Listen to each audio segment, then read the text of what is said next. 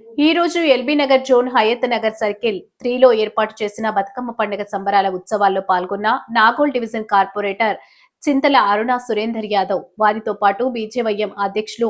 Vinod Yadav, BJYM నాయకులు నరేష్ యాదవ్, సంతోష్ తదితరులు పాల్గొన్నారు.